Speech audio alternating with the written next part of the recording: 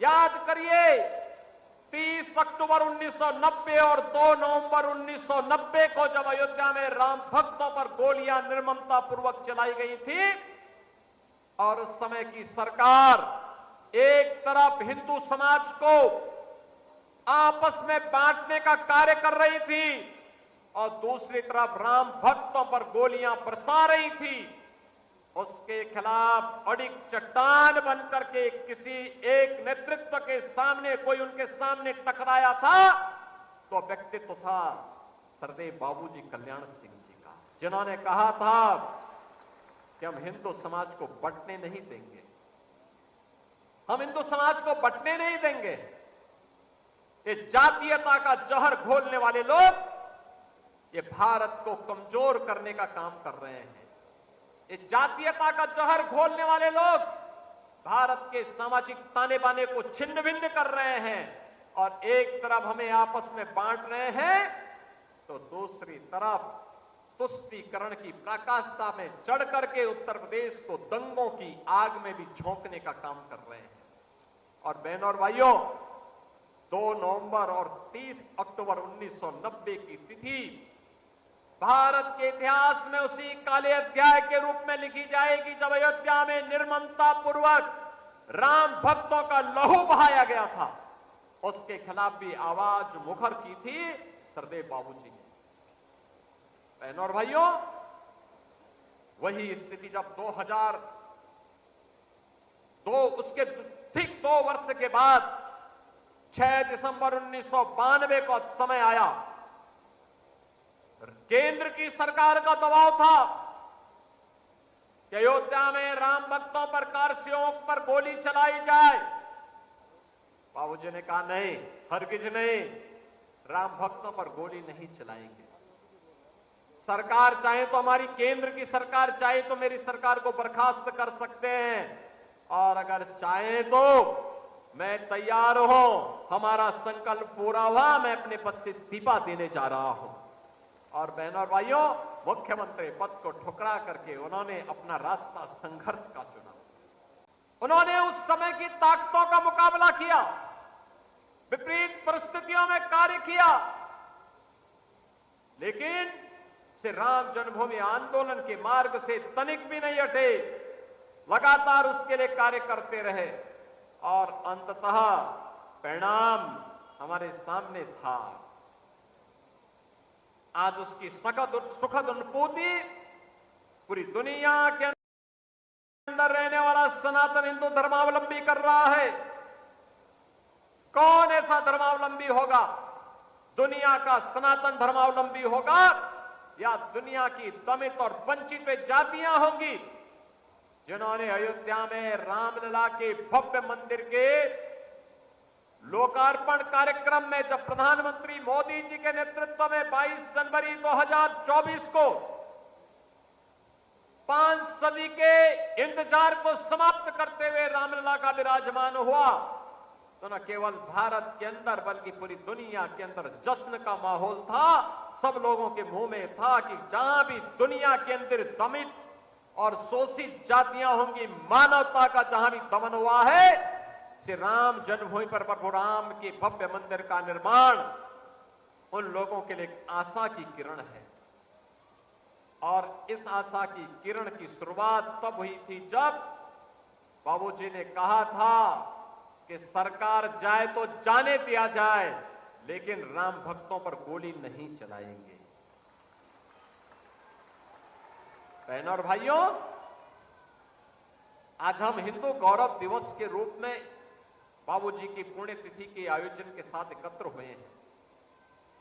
बहनों और भाइयों, इसलिए क्योंकि उनका जीवन भारत की राष्ट्रीयता के लिए समर्पित था। उन्होंने जातिवाद को प्रश्रय नहीं दिया, समाज को विभाजन करने वाली ताकतों से उन्होंने दूरी बनाए रखी, हमेशा दूरी बनाए रखी। मूल्यों के लिए जीवन जिया था, राजनीति को आदर्शों का माध्यम बनाया था। राजनीति उनके लिए सत्ता और भोग का माध्यम नहीं बना था। राजनीति उनके लिए सौदेबाजी का जरिया नहीं बना था। राजनीति उनके लिए कथित अपने स्वार्थों की पूर्ति का माध्यम कभी नहीं बन पाया। वे मुख्यमंत्री के रूप में रहे हो, मंत्री के रूप में रहे हो, विधायक या सांसद के रूप में रहे हो, राज्यपाल के रूप में रहे हो, किसी भी संवैधानिक दायित्व का उन्होंने निर्वहन किया, लेकिन मूल्य और आदर्शों के साथ कोई समझौता कभी नहीं किया। लगातार कार्य करते रहे। एक निष्ठा जो राष्ट्रीय स्वयंसेवक संघ की पाठशाला में उन्होंने जानी थी, सीखी थी, उस दीक्षा का आजीवन पालन करते हुए वे कार्य करते रहे और इसलिए कल्याण सिंह बन पाए। इसलिए कोटि कोटि कार्यकर्ताओं के विश्वास के प्रतीक बन पाए। अलीगढ़ जनपद के एक सामान्य किसान परिवार में जन्म लेकर जन्म से ही संघर्ष का जज्बा जिनके अंदर रहा हो, जिन्होंने चुनौतियों से जन्म से ही मुकाबला करना सीखा हो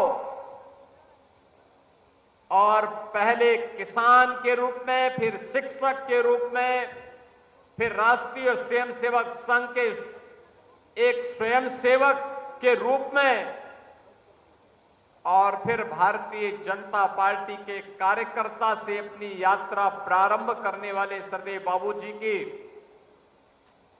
यात्रा शून्य से शिखर तक की यात्रा है।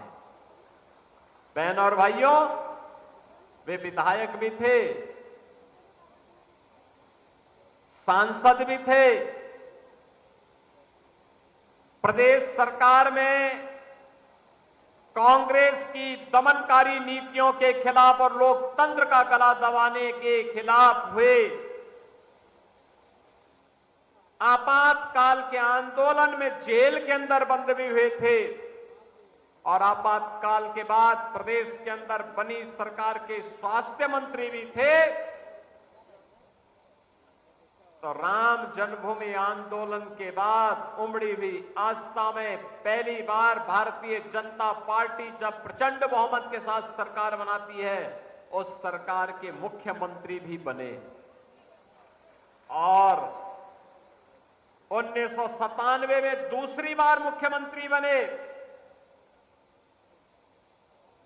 और फिर हिमाचल और राजस्थान के राज्यपाल के रूप में भी उस संवैधानिक पद का दायित्व का कुशलतापूर्वक निर्वहन करते हुए उन्होंने अपनी अंतिम यात्रा इस धराधाम में समर्पित करते हुए प्रभु श्री राम के लोक के लिए प्रस्थान कर गए।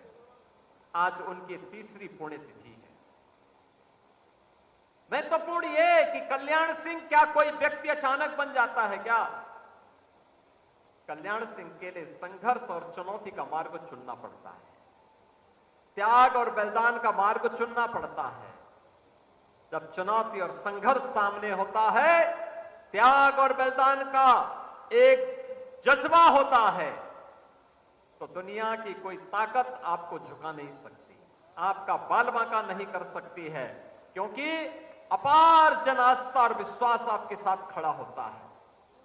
ये अपार जन विश्वास के प्रतीक सरदेव बाबूजी कल्याण सिंह जी बने।